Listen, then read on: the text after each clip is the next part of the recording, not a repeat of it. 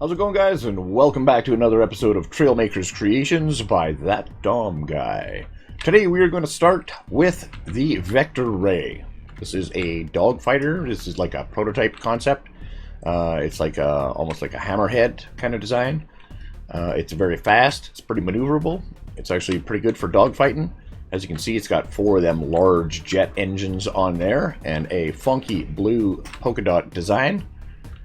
So let's jump in here. We can see that we have a tail, we have our fins there, we have a little bit of left and right, as well as our steering and spaces for power. We get a little bit of a tip in the wings there, and we can see that it just takes off right away, doing 340, 350, 380.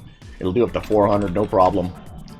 So it's fairly fast. You can just let off on the gas and just slow right down, hit the gas again, and away you go. We have dual miniguns, of course, on the front. Smart cannons. So as you can see, it's fairly agile, fairly maneuverable.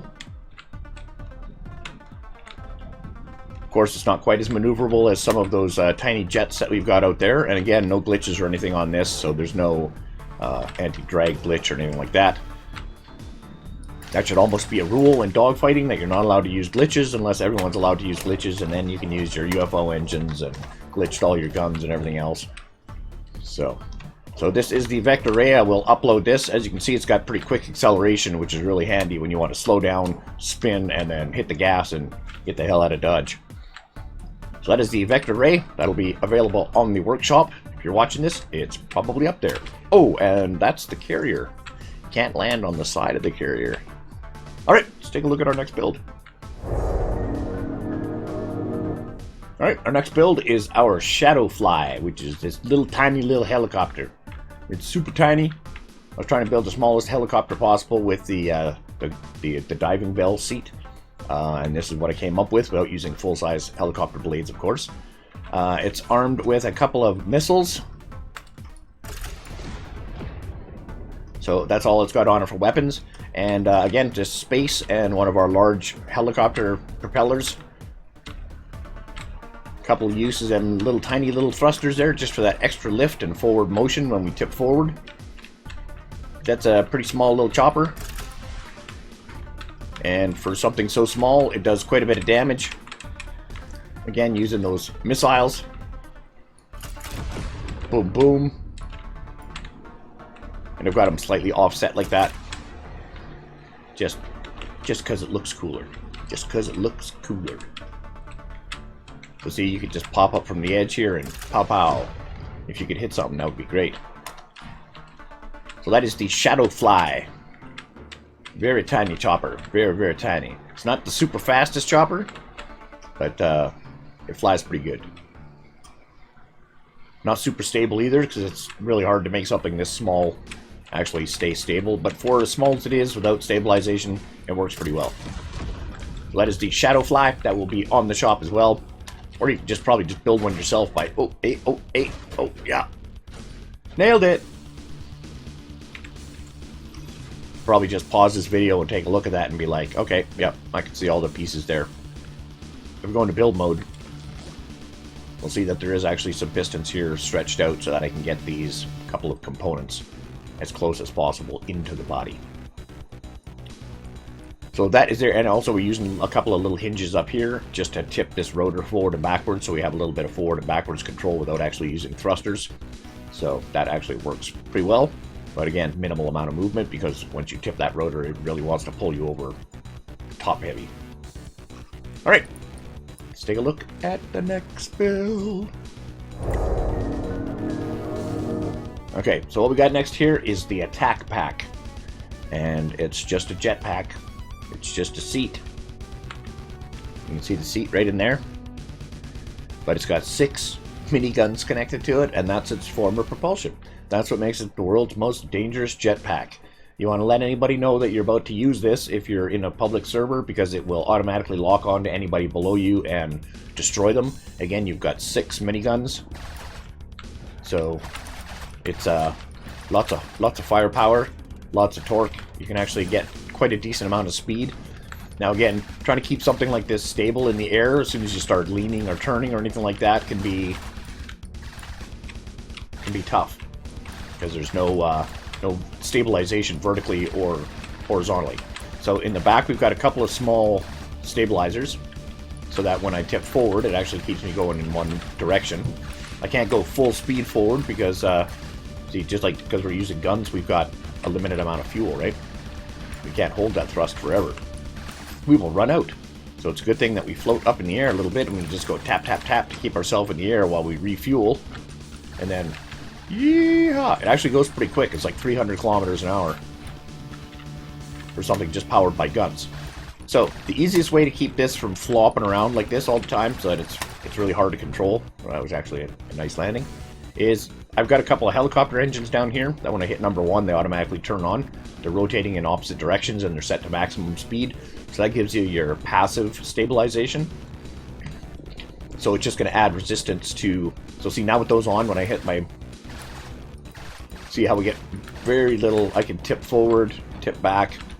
It doesn't continue the motion because it's got that constant torque in both directions. So as long as those are on, it's a lot easier to steer, a lot easier to control. And there you go. World's most dangerous jetpack. Be interesting to see like dogfights with jetpacks like this, where you actually have to try and get above the guy or, you know, tip back to fire ahead of you. But then if you keep firing too much, then you got nothing keeping you in the air. Right? There you go, Scrap and Yuzi. You could use that as a good video example. One-on-one somebody in an attack pack. Mind you, you could never ever end up hitting each other and it would just be long and boring. So hopefully you're good at controlling this thing. At least you can just tap, tap, tap, tap, tap.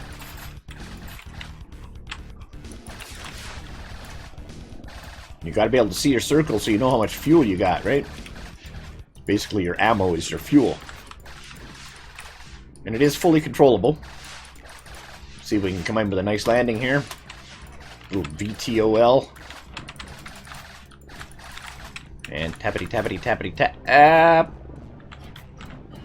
Come on, come on, come on now. No. Oh. And now we're on fire. So that's the attack pack. I'll be uploading that to the shop as well. Have a look if you're interested. Or again, just slap 6 chain guns facing down onto an operator seat.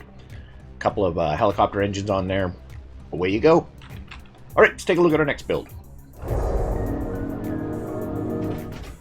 Alright, our next build is Aquatic here. This is the Punisher 2. Space is our power. It's a little bit of a like a dual catamaran style boat. We've got some big jets in the back there. Now this is for dealing with most water issues, anything on the water, or even planes. This would be great if you got guys dogfighting or planes versus boats. You want to bring yourself in a Punisher 2, and because on the front of the Punisher, as you can see, we have a little door there. We can hit number 1, and we have 5 torpedoes. That door will automatically close. And then we have some torpedoes in the water, and they do actually pretty good damage. We'll just get up front here, like this, and be like, yeah, big deal. Yeah. So as you can see, decent damage. A couple of shots, bada boom. But now we can chase down these torpedoes, because we're faster than they are, and we can shoot them. So we can hit number 2, and that will bring up our rack of guns from the back, as you can see here.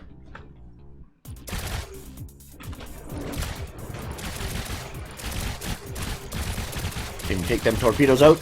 Boom! Nicely done, nicely done.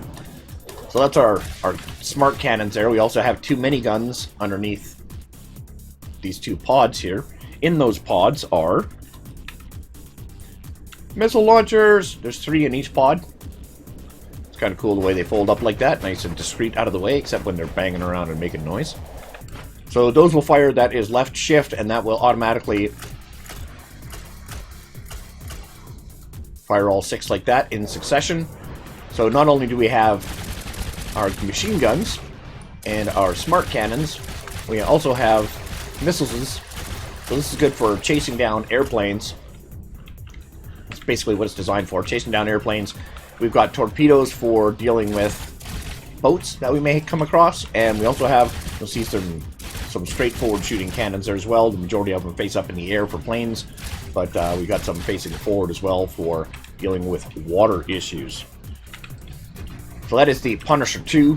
That will be available on the shop as soon as I give it a paint job and make it all fancy looking. Launch them torpedoes.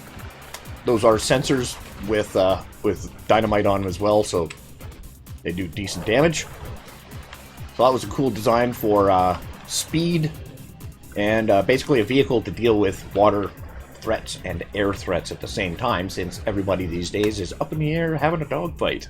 So I figured, well, you know what? I'm just going to zoom around down here on the water, and if you want to come down and deal with me, well, that's usually where they've got missiles, and they end up taking you out like that, unless you're quick enough to get out of the way quickly, which is tough with missiles, but it is doable. So there you go. If you're looking for a water boat, attack boat, grab yourself a Punisher 2.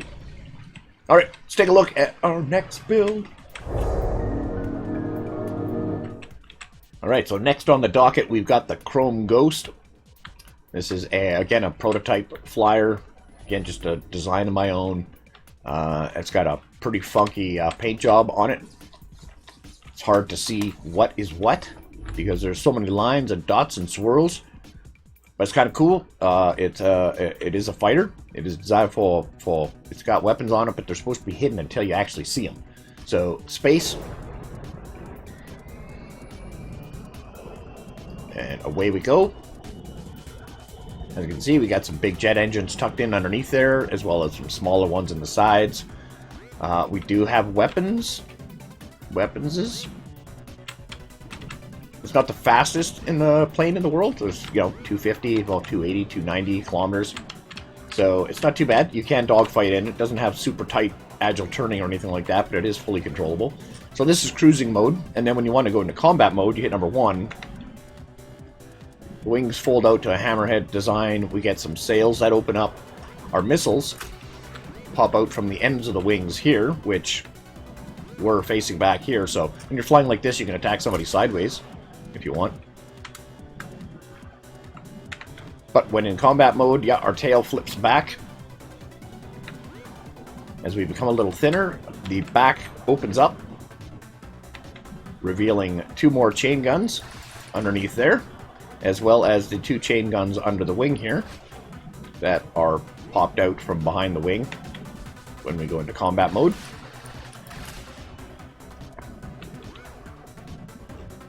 And a slightly different shape as well. It does slow you down a bit, because when you open up the tail like that, it's causing a lot more drag. So it does slow you down a bit, but it still works fairly well. We have lots of machine guns, heavy damage, plus our missiles for anything on the ground or any slow-moving targets that are silly enough to stay in the way. So that is the Chrome Ghost. Just because it looks like a totally different vehicle like this, then after you transform, it's like, is that the same plane? The only way you can tell it's the same. Too bad you couldn't change colors, eh? Yeah, then it would look like 2 totally different builds altogether.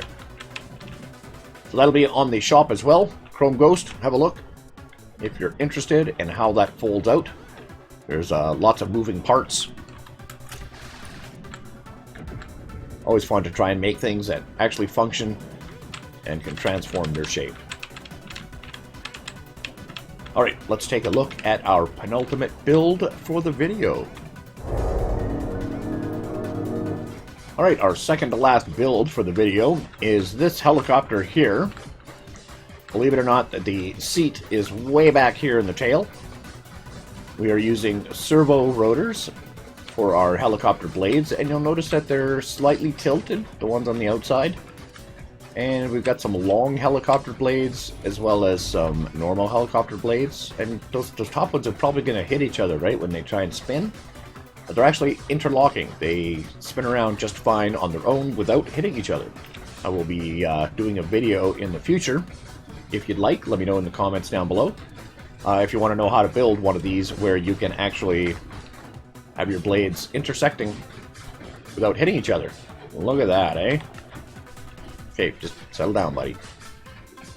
See how we just hover there? That's hover mode. It's got hover mode.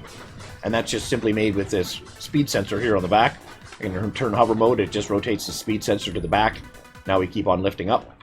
When I rotate it like that, the speed sensor is connected to a couple of negative powered gimbal jets underneath the bottom, and that holds me in one place so I can't go up anymore. Even though the props want to pull me up, those negatively powered gimbal jets will keep you in one place. So that's a good way to use hover mode.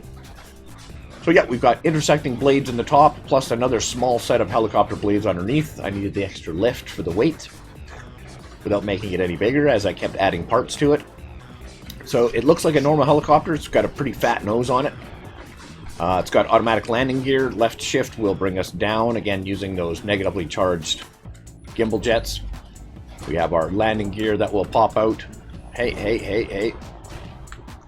We don't want to go backwards, because backwards engages those gimbal jets as well, so that if I start drifting backwards, it will keep me from flipping upside down, because of all the lift in the front, because of all these helicopter blades. So like I said, I had to put the seat way in the back, and all that weight in the back is still keeping it heavy in the front.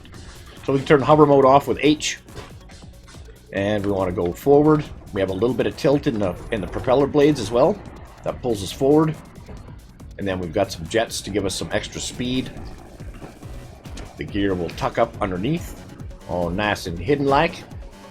We got some big propellers in the back for turning left and right, as well as some small thrusters, just because the ramp up on those helicopter engines, or those propellers, takes a little bit too long. You end up with a lot of over counter steering. So we can just hold W to get our thrusters. That will push us forward, and our propellers will keep pulling us up. So that's how we can fly like this, about 115 kilometers an hour. It's not the fastest, but it can be pretty deadly because we do have really good control. Number 2, we'll open up our sides, pop out our 4 chain guns, and then our missiles pop out. That's a lot of weapons to come out of nowhere, eh? Let's see that again. Number 2. Everything folds up into the body. Our missiles are actually back here, and they will extend out on pistons and then tuck underneath, so as we don't shoot ourselves. And then again, we just have our left trigger button. We'll fire our cannons and missiles. I've got them all set up to the same one, so I don't have to set a second button for missiles. I figure while I'm shooting at somebody, if I'm going to hit them with missiles and machine guns, it's all the same. It's all good. So as you can see, it constantly wants to rise if you're just hovering by itself, so you can hit H. That'll put you into hover mode. And then while you're in hover mode is a good chance to spin around, find your targets. You can still propel yourself forward while you're in hover mode, but you don't get a lot of altitude because it doesn't want you to go up because of that speed sensor, so you can just turn hover mode off, and then as soon as you're going forward, you'll start gaining altitude again. So there's no space to control their propellers. Propellers are just on, and that's it. And then you have your hover mode to control whether you want to sit still, your left shift to bring you down. You can close up our weapons, bring her in for a nice landing.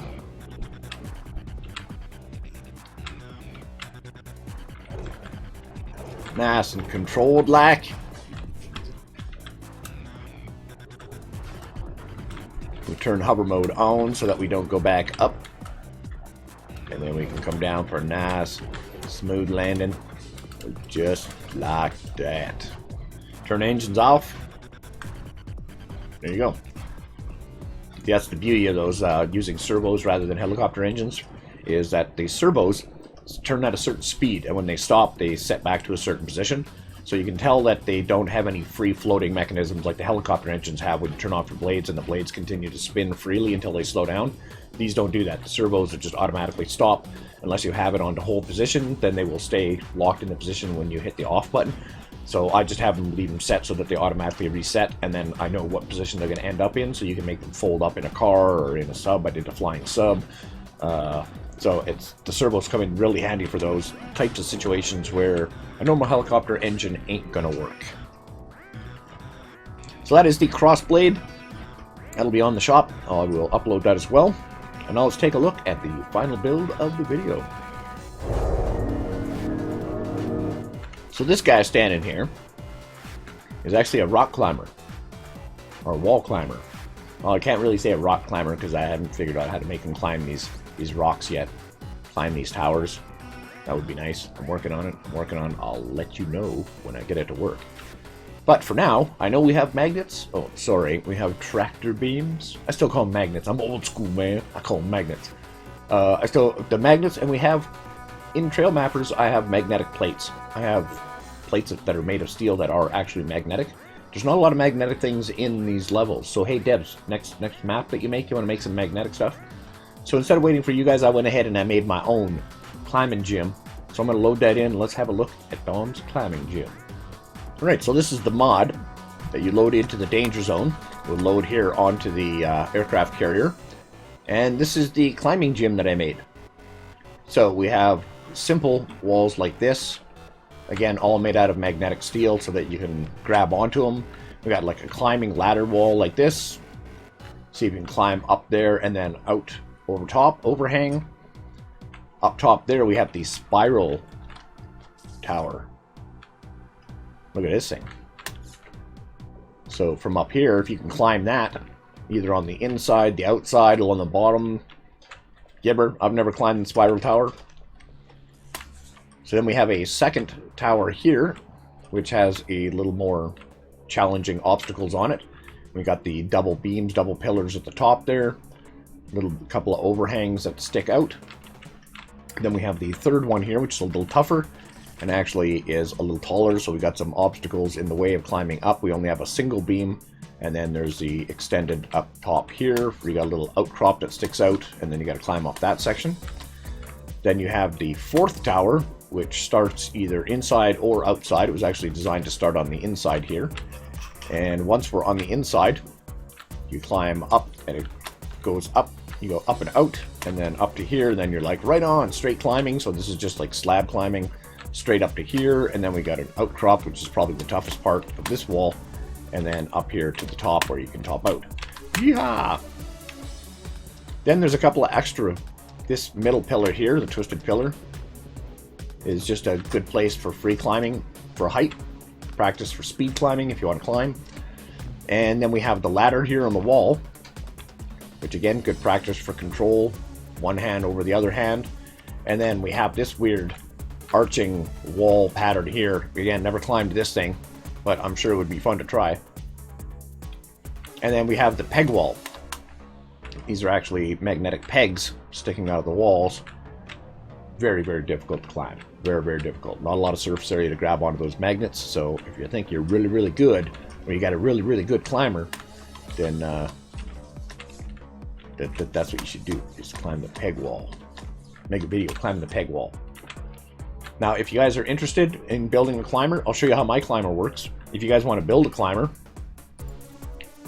let me know in the comment section down below, and I can do a video on how to build a climber. So let's see how this climber works. This is how my climber works. So I'm gonna build him in. Now, he also has a bit of a jump. He's got a couple gimbal jets on him. You can see there if I hit space, he jumps, but it only lasts for 1 second. So it's like jumping, right? You get a little bit of oomph, and then wah, gravity kicks in and down you go. So I use that to jump. I can get to the wall. I can articulate his body. I can bend it forward or bend it back, and that actually holds its position. So the majority of the time I want to try and keep my legs away from the wall. I don't have any specific controls for the legs. They're connected with the arms. So when I got to make sure I'm arched back here. So when I hit D, you can see the right arm extends and the left knee comes up. When I hit A, then when I let go of D, it goes back to normal. If I hit A, the left arm will extend and the right knee comes up. It's hitting because I'm close to the ground. So we'll get up the wall here a little bit. So when I hold number 1, it lets go of the magnet for that hand, for the left hand. And number 3 is for the right hand. So if I go 3 and then D, he will let go of the wall. Then I let go of 3. He hangs onto the wall. I let go of D. He pulls himself up. 1 and A. So 3 and D, and then let go of 3, let go of D. So as you can see, he's climbing up the wall. I can just tap number 3 to straighten out his hands if the magnet's got a little crooked. Now, on his hands as well are some hinges and some suspension the hinges are set to like a really weak strength, so that if he's pulling himself in other directions after you grab the wall, you're not going to end up snapping pieces off because of the torque. It does have a little bit of flexibility in what direction he can go. So here you can push your feet against the wall if you want, or keep your legs off of the wall. He's definitely got the arm strength to hang on with just his hands. So then we can go A and up here, and then we can go like this, and go like this. Ooh, ooh, ooh. So now there's a couple other controls as well that I have built in that I've noticed that as I was climbing, this is like the 6th iteration of a climber that I've tried to build. So I want to straighten his hand just by tapping 1 or 3. Now I can turn his shoulders individually in. Q rotates the left shoulder in, and E rotates the right shoulder in, just in case I am reaching for something like this. And if it doesn't, the sensors underneath those magnets are actually what's activating the magnet when it gets close enough, so I can let go and then it sticks automatically. I think it's set to a distance of 1. But if I get someplace where I let go of the wall and my reach doesn't get to the wall where it activates the magnet, in here it obviously is, I can let go of 3 and it'll stick. But if you get to a position where you can't reach, I can use E and Q to rotate my shoulders inwards to bring my arms in to try and reach closer to the wall. And then I have 4 and 5 set as buttons for, okay, so if I let go with my right hand and then hit number 5, it'll extend pistons out sideways.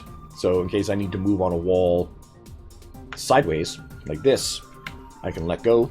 Now you see how those pistons automatically pull themselves back over. And so that's where a lot of the weakness in some of these springs and in the servos and hinges will give you that little bit of flexibility where you can actually move. So now I'll just tap number 1, get rid of that tension in the parts.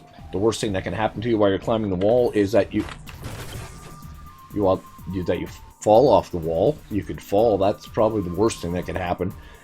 But the worst thing, that's even worse than falling off the wall, is being right near the top of the wall and then you break your arm. That is frustrating, getting right close to the top. So you always want to make sure, just like with real climbing, jump to the wall, buddy. There you go. There you go. She's got good grab. Good grab. So see here how this hand isn't grabbing the wall. So if I go E, he'll just reach in, and then I can Q, bring both his shoulders in, and his hand will automatically grab now. So again, want to try and keep your balance and your positioning. You can take small steps like this. Speed climb the wall. And you want to make sure that you actually are grabbing onto the wall. So see, when he gets like this, it's like, okay, oh yeah, all right, cool. So he's starting to climb off to the side with his hands, so I'll just tap 3 and then tap 1 to straighten his hands a little bit. And then again, I'm going to go on this side, and I want this hand to come in a little bit, so I'm going to go Q, bring it in, then let go of 1, and he'll grab onto the wall like that. Now I can tap 3. Oh. See, it's a good thing he's got strong hands, man. Wow. So again, E, and I can arch his body in a little bit, and we'll go Q, and there we go, attach. So there's, okay, get in there, grab the wall now. There you go. So you do want to make sure that you actually have the wall before you decide to let go with your other hand. So here we got to get over this edge. Okay, so I'm going to let go with there. Now we want to try and lean forward a little bit, and then arch in the shoulders. Come on now. Okay, you can grab that edge. All right, and then, okay, so I'm going to try and arch back a little bit, and then reach out with this arm. Ugh. Come on. Grab it. So see, if I can't reach like that, so this is where the feet come in, so I can use the body and I can arch my feet inwards, push my feet against the wall, because we do have little grip pads on his toes, so he does have a little bit of grip on his feet. And then we can try, oh, come on, grab it. Oh, do we have it? Pull yourself up. Oh. Okay, now I want to make sure my feet aren't gonna, my head's not gonna slam into the wall when I let go. Reach up, grab it. Oh, jeez. Oh God. Okay. Shoulders. Body. Grab the wall, man. Grab it. Oh. Okay, this is getting tricky now, so let's 2 shoulders in. There we go. We got that one on there. Okay, that's good. That's good. Now let's see if we can get this arm up. Can you grab it? Can you grab it? Grab the wall. Grab the wall. Come on. There you go.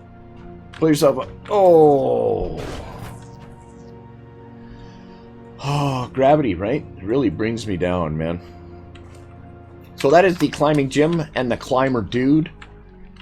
I'll upload the climbing guy. He's just going to be called Climbing Guy. So if you're looking for him, you can dismantle him and take him apart, see how he works. Or you can just try and build one yourself. Just keep on continuously trial and error, trying to climb a wall. I will upload this mod to the workshop. If you're interested, again, let me know in the comments down below. And let me know which of these builds in this video was your favorite. And I'm going to go climb some more walls. Alright guys, thanks for watching, thanks for tuning in. Don't forget to hit subscribe, hit that like button, leave a comment, and we will see you in the next one. Ciao.